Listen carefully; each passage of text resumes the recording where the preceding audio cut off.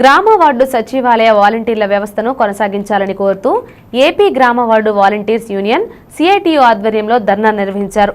ఏలూరు జిల్లా కమిటీ ఆధ్వర్యంలో సిఐటియు కార్యాలయం నుండి ర్యాలీ జరిపి కలెక్టర్ కార్యాలయం ముందు ధర్నా నిర్వహించారు. ధర్నా అనంతరం జిల్లా కలెక్టర్ గారికి వినతి పత్రం అందించారు. ఈ సందర్భంగా సిఐటియు జిల్లా అధ్యక్షులు ఆర్ లింగరాజు మాట్లాడుతూ ఎన్నికల ముందు టీడీపీ కూటమి ప్రభుత్వం వాలంటీర్ల వ్యవస్థను కొనసాగిస్తామని, జీతం 5,000 నుంచి 10,000 వరకు పెంచి ఇస్తామని చంద్రబాబు స్పష్టమైన హామీ ఇచ్చారని గుర్తు చేశారు. ఈ ప్రభుత్వం వచ్చి 6 నెలలు దాటినా వాలంటీర్ల వ్యవస్థ పట్ల ఇప్పటి వరకు సరైన నిర్ణయం తీసుకోకపోవడం శోచనీయమని అన్నారు. తక్షణమే వాలంటీర్ల వ్యవస్థపై తగు నిర్ణయం తీసుకోవాలని ఆయన డిమాండ్ చేశారు. ఈ కార్యక్రమంలో ఏపీ గ్రామ వార్డు వాలంటీర్స్ యూనియన్ ఏలూరు నగర అధ్యక్షుడిగా కె పృథ్వీరాజ్, కార్యదర్శిగా బి బెహారాను ఎన్నుకున్నారు. మరొక 11 మందితో కమిటీని ఎన్నుకున్నారు.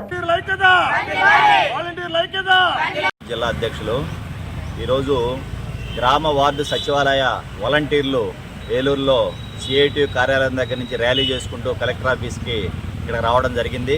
ప్రధానంగా ముఖ్యమంత్రి గారు ఎన్నికల ముందు చాలా స్పష్టమైన హామీ ఇచ్చారు. వాలంటీర్ల వ్యవస్థను మేము కొనసాగిస్తామని స్పష్టంగా చెప్పారు.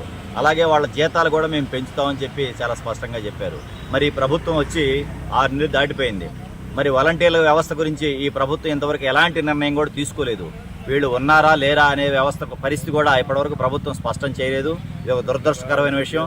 అనేక మంది, వేల మంది, లక్షల మంది చదువుకున్న యువకులు వాళ్ళు ఇప్పుడు గాల్లో ఉన్నారు. మరి ఈ ప్రభుత్వం ఉపాధి అవకాశాలు కల్పించే పని అయితే వాళ్ళ వ్యవస్థను కొనసాగించాలి, లేకపోతే వాళ్ళకి ప్రత్యామ్నాయ ఉపాధి అవకాశాలను కల్పించాల్సిన బాధ్యత ఈ ప్రభుత్వం మీద ఉన్నది. ఎందుకనంటే ఈ ప్రభుత్వం ఎన్నికల ముందు చాలా స్పష్టంగా చెప్పింది, మేము వాళ్ళని కొనసాగిస్తామని చెప్పేసి. మరి కొనసాగిస్తామని చెప్పిన మాట నిజమా అబద్ధమా ముఖ్యమంత్రి గారు చెప్పాలి. పవన్ కళ్యాణ్ గారు సినిమాల్లో చాలా హీరో, మరి ఇప్పుడు ఉప ముఖ్యమంత్రిగా ఉన్నారు. మీరు హీరోనా కాదో మీరు తేల్చుకోవాల్సినటువంటి అవసరం ఉంది.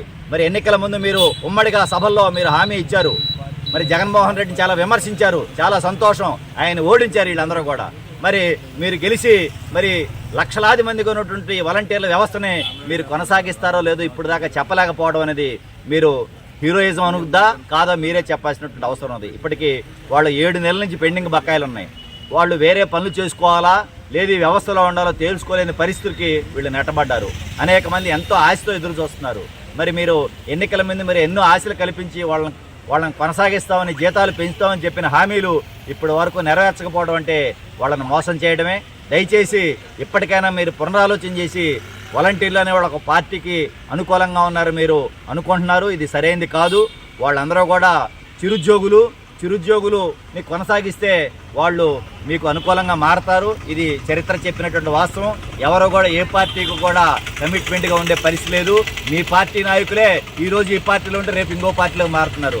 వాళ్ళ కామన్ మ్యాన్కి ఒక పార్టీ ఉండాల్సినటువంటి అవసరం లేదు. వాళ్ళు ఉండరు. దయచేసి వాళ్ళని ఒక చిరుద్యోగుల కింద, ఉపాధి కావాల్సినటువంటి యువకుల కింద మీరు చూడండి. కేవలం వాళ్ళని ఆ రకంగా వైసీపీ కార్యకర్తల కింద జమ చేయొద్దని మేము విజ్ఞప్తి చేస్తూ వాళ్ళని కొనసాగించాలని, వాళ్ళ పాత బకాయిలు ఇవ్వాలని చెప్పేసి ఈ ప్రభుత్వం తక్షణమే సరైన నిర్ణయం తీసుకోవాలని చెప్పేసి ఏలూరులో నిరసన ర్యాలీ పెట్టాము. కలెక్టర్ గారికి కూడా వినతిపత్రం ఇవ్వడం జరుగుతుంది. కావున సానుకూలంగా ఆలోచించాలని మేము విజ్ఞప్తి చేస్తాం.